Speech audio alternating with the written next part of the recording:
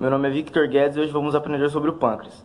Primeiramente, antes de aprendermos sobre o pâncreas, precisamos entender que o mesmo faz parte do sistema endócrino. Mas o que é o sistema endócrino?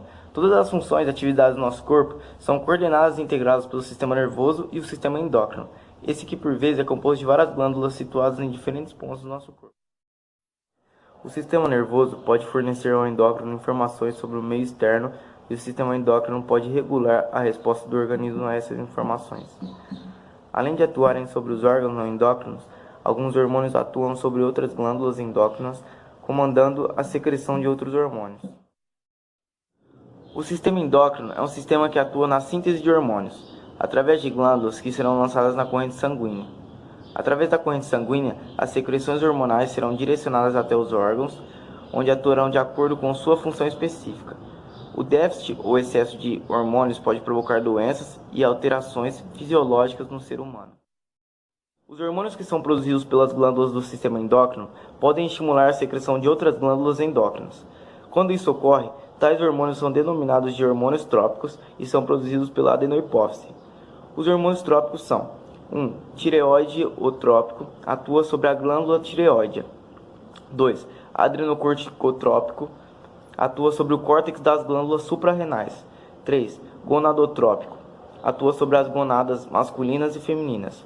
No caso seria testículo dos homens e ovário das mulheres. Existem órgãos que sintetizam hormônios atuando secundariamente como órgãos endócrinos. É o caso do coração, estômago, intestino delgado e rins. O hipotálamo, região do encéfalo, também produz hormônios.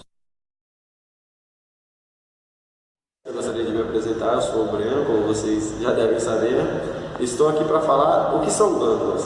Glândulas são estruturas que produzem determinadas substâncias, como por exemplo, ela determina que a mãe produza leite para poder amamentar seus filhos. E também produz substâncias que tornam a pessoa madura sexualmente, ou seja, apta à reprodução. As glândulas têm dois tipos de glândulas, são as unicelulares e as multicelulares. Como exemplo da glândula multicelular, podemos citar o pâncreas, que é muito importante para o nosso desenvolvimento.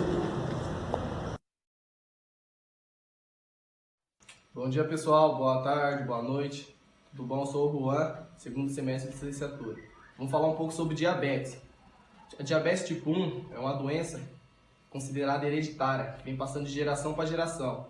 Por exemplo, como uma mãe já tem diabetes e o filho provavelmente já possa nascer com diabetes também. A diabetes tipo 1, a pessoa fica dependente de insulina.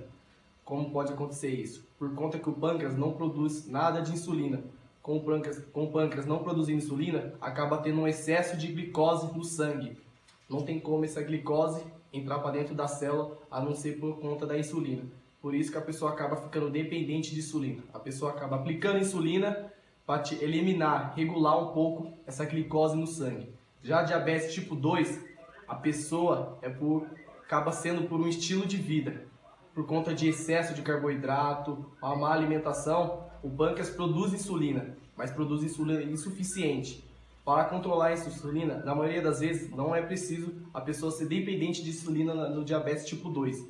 Só por uma alimentação boa, começar a regular tudo certinho a alimentação, consegue regular certinho a questão de glicose no sangue.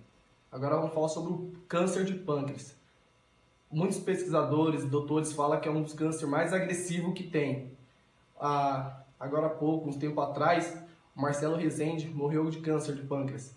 Muitos doutores falam que a questão de quimioterapia, radioterapia, até a própria cirurgia, são métodos para atrasar a doença, para não eliminar a doença.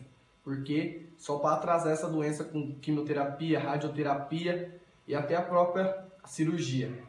Já a pancreatite é uma inflamação do pâncreas, que pode ser considerada a mais simples, mas se não for tratada, possa virar doenças mais crônicas, algumas coisas assim, doenças.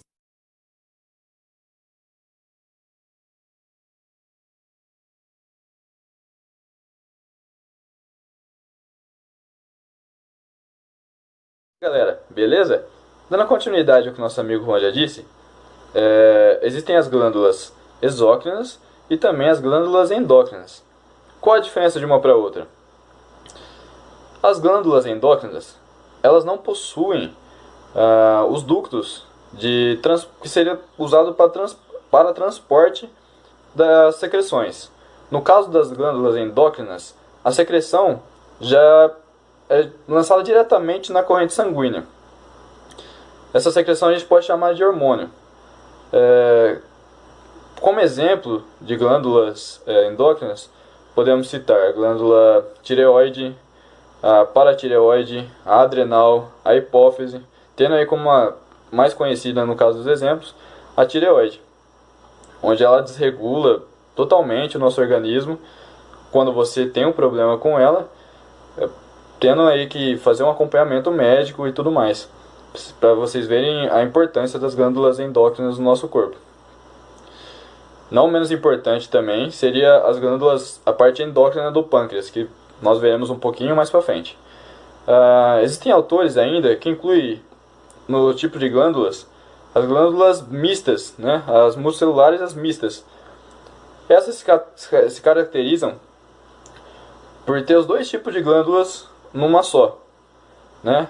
Ao mesmo tempo, ela tem as glândulas endócrinas e as glândulas exócrinas. Como, por exemplo, agora, vamos citar o nosso pâncreas, que no caso é o tema de estudo. O pâncreas, no caso, ele tem os dois tipos de glândulas, por quê?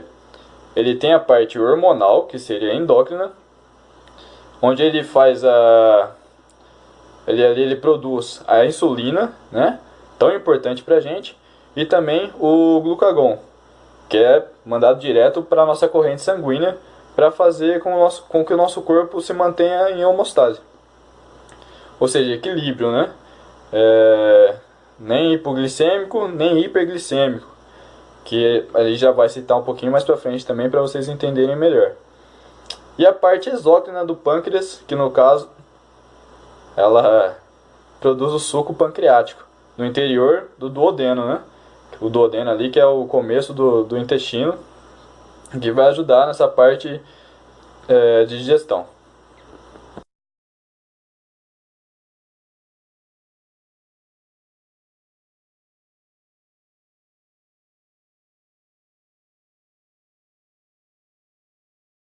Fala galera, tudo bem? Eu sou Ismael e vou dar continuidade ao assunto em relação ao pâncreas. O pâncreas é uma glândula que possui de 15 a 25 centímetros de extensão, está localizada no abdômen, próximo ao baço e ao duodeno, atrás do nosso estômago. Ele parece com um peixe de cabeça achatada, corpo afilado e cauda estreita e pontiaguda, sendo que ele possui três regiões: cabeça, o seu corpo e a cauda, que é a parte final do pâncreas. No caso, sendo assim, a cabeça a parte mais achatada.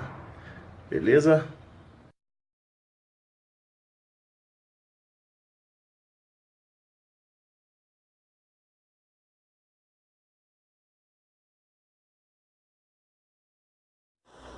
Bom, galera, sendo um pouquinho mais específico agora, né? Falando exatamente do pâncreas, nós já explicamos que ele é uma célula mista, né? Uma glândula mista, por ele possuir os dois tipos de glândulas, né? As glândulas endócrinas e as glândulas exócrinas.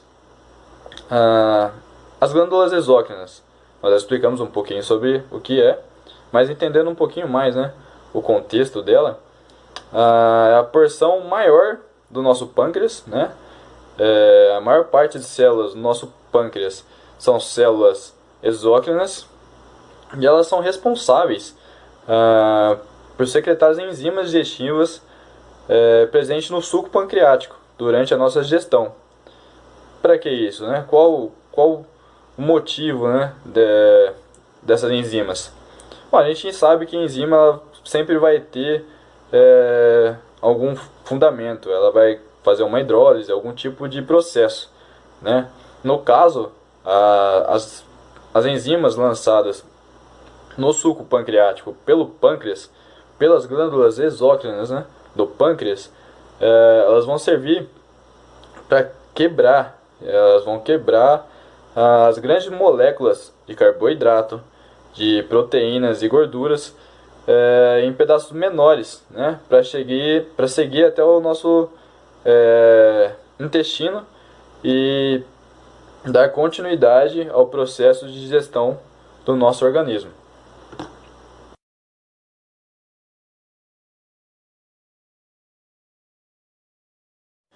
Bom, galera, dando continuidade à explicação, se nós já falamos sobre a parte exócrina, faltou a parte endócrina do pâncreas. No caso, contém uma porcentagem menor de células no nosso pâncreas, mas não são menos importantes. Pelo contrário, elas são responsáveis por produzir e lançar diretamente no nosso sangue os hormônios insulina e glucagon. Hormônios totalmente anabólicos, né? Nós que somos da área de educação física, na verdade não nós, né? Mas a parte nutricional, mas é muito bom a gente entender sobre essa parte hormonal, principalmente da insulina e do glucagon, porque ela faz uma diferença enorme, tanto na parte de alimentação, a gente entender o que é pico de insulina, o que o excesso de insulina, né? O pico de insulina toda hora faz, como o Juan vai citar posteriormente, totalmente responsável, né, aí pela diabetes 2, né, a insulina, carboidrato, o excesso de carboidrato, no caso de carboidratos não complexos, né, carboidratos simples, açúcar. Então essa parte endócrina ela vai ser muito importante, né, e ela é responsável por isso.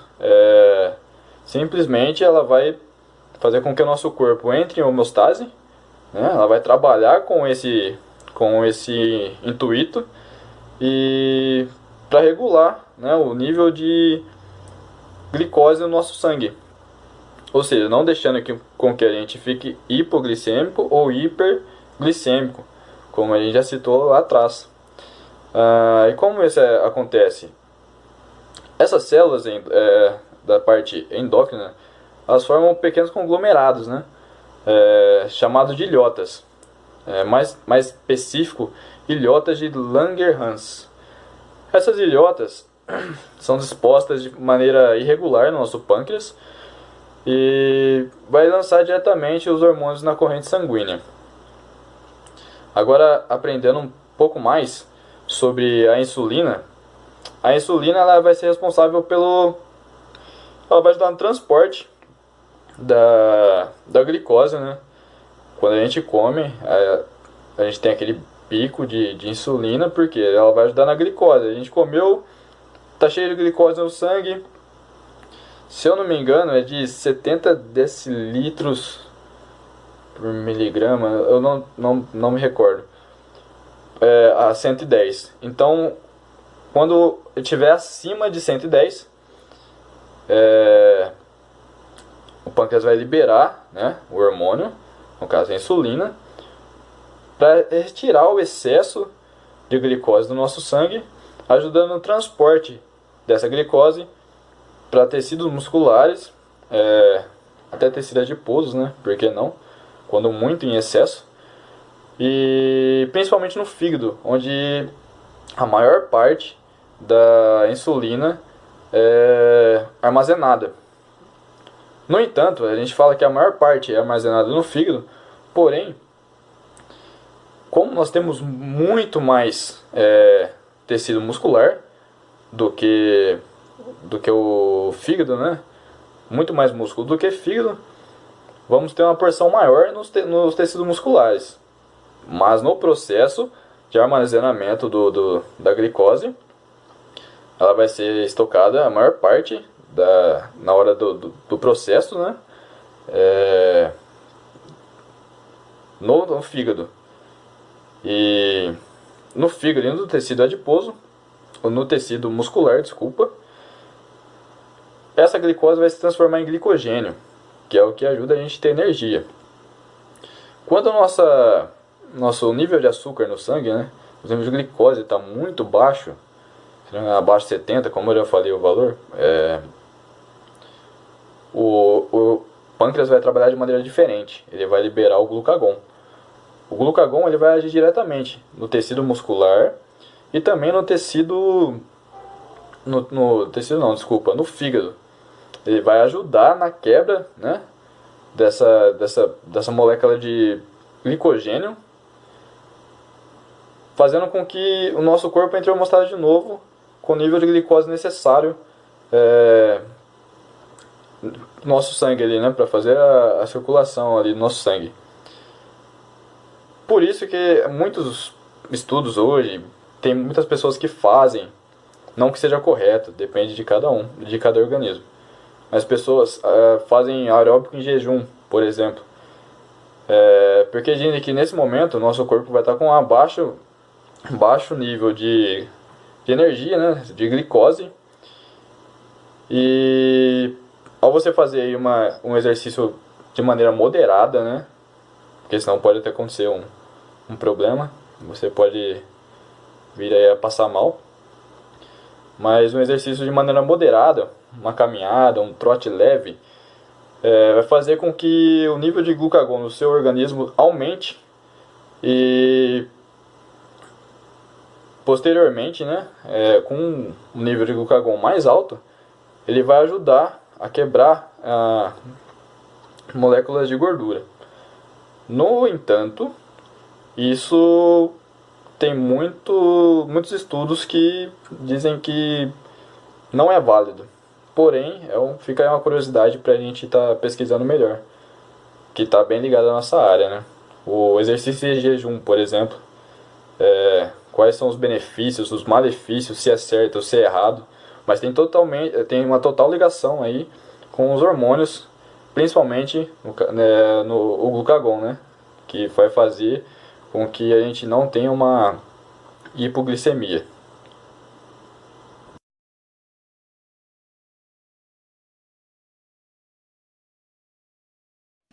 Olá, tudo bom? Vamos falar um pouco sobre as glândulas exócrinas agora. Podemos caracterizar as glândulas exócrinas por liberar suas secreções através de canais. Podemos distinguir duas partes nessas glândulas, uma porção secretória e os ductos glandulares. As substâncias produzidas são lançadas na superfície livre, fora do corpo, ou no interior da cavidade dos órgãos. Como, por exemplo, desse tipo de glândula, podemos citar as salivares, que lançam sua secreção na cavidade bucal.